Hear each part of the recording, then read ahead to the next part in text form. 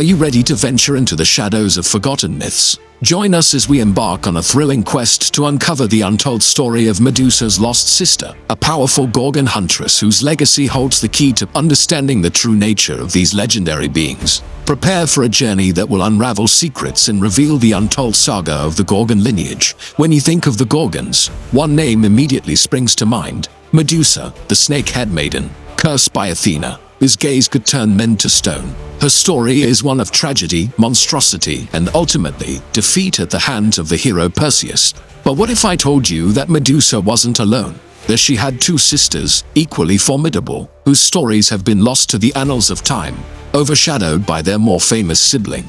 Hey everyone, welcome back to the Nightforge. Today we're rediving deep into the world of Greek mythology to shine a light on Stheno and Euryale, the other two Gorgon sisters. They weren't just side characters in Medusa's tragic tale.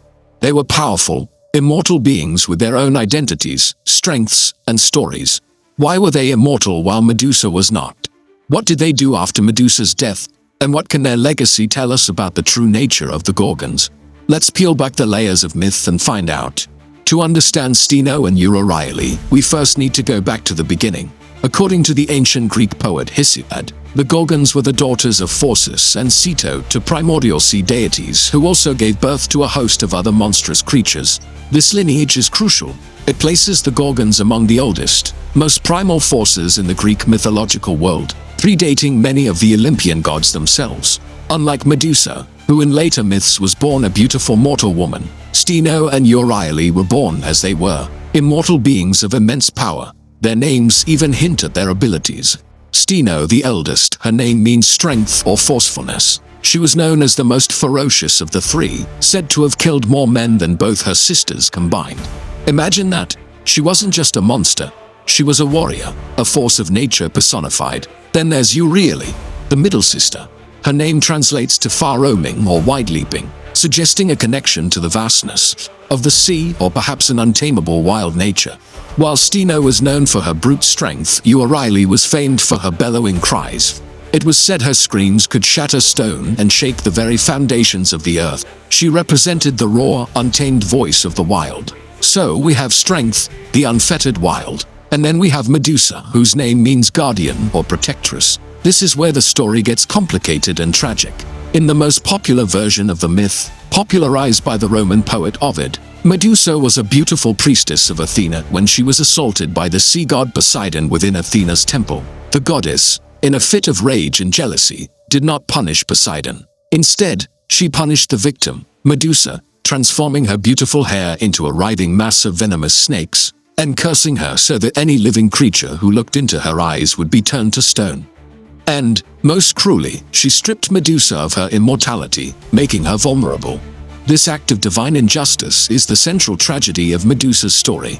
But what about Stheno and Euryale? They were already immortal monsters in the eyes of the gods and mortals. Did they see Medusa's transformation as a curse or as her finally becoming one of them?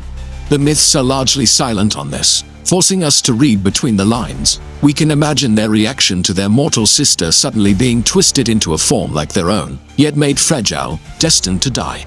It must have been a complex mix of emotions, perhaps a strange sense of belonging mixed with the profound sorrow of knowing she was now a target. The three sisters lived together on a remote island, sometimes identified as Sarpedon, at the edge of the world. It was a place of isolation, a fortress against a world that feared and hunted them. They were a family unit, a coven of outcasts. While Medusa's curse of turning men to stone is famous, it's important to remember that Stheno and Euryale also possessed this power, along with bronze claws and golden wings. They were the original Gorgons, the archetypes of this fearsome power. Then came Perseus, guided by the gods, equipped with a mirrored shield from Athena, winged sandals from Hermes, and a helmet of invisibility from Hades. He was sent to kill the one mortal Gorgon. The story usually focuses on his heroic quest, his cunning in using the shield's reflection to avoid Medusa's direct gaze. He finds the sisters asleep, and in a swift, merciless act, he decapitates Medusa. But the story doesn't end there. This is where the forgotten legacy of Stheno and Euryale truly begins. As Perseus fled with Medusa's head, her immortal sisters awoke. Can you imagine their horror and rage? They discovered their sister's lifeless body, her head stolen by this intruder. What followed was a desperate, furious pursuit. Euryale let out her famous soul-shattering cries of grief and fury, while Stheno, the mighty warrior, led the chase. They flew after Perseus, their wings beating against the sky, hell-bent on avenging their sister. They were not passive monsters waiting in a cave. They were active, grieving, and vengeful siblings. This is a side of the Gorgons we rarely see, not as static obstacles for a hero, but as a family torn apart. Their pursuit of Perseus shows their deep bond. They weren't just monstrous roommates. They were sisters who loved each other. Their rage was born from grief, of course. Thanks to his divine gifts, especially the helmet of invisibility, Perseus escaped. Stheno and Euryale were left to return to their island, defeated not by a hero's strength, but by a trickster's magic. They were left to grieve their mortal sister alone, forever. And this is where the mainstream myth abandons them. Their story just stops. They fade back into the shadows of their remote island, immortal and eternally mourning. But why does their story deserve our attention? Because it reframes the entire Gorgon myth. By focusing only on Medusa, we see a story of a single monster being slain by a hero. But when we include Stheno and Euryale, the narrative shifts. It becomes a story about sisterhood, about divine injustice, and about what it means to be labeled a monster. Stheno and Euryale represent the untamable aspects of the feminine and the wild. They were not cursed into their form.